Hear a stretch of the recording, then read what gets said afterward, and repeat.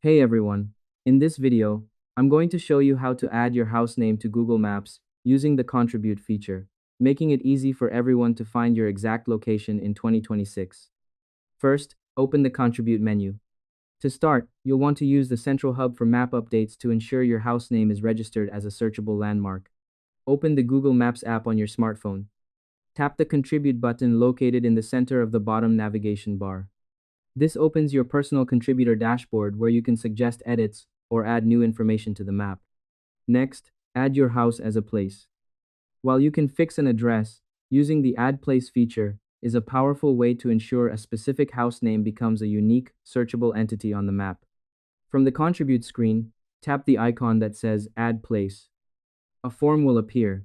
In the place name field, type your specific house name, for example, Oakview Cottage or the Blue House.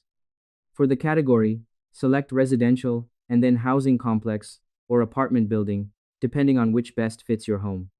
Tap on Edit Map Location to drag the red pin exactly over your front door or the center of your house. Lastly, provide address details and submit.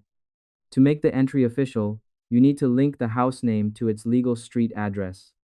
Fill in the required address field, double check that the name is spelled correctly.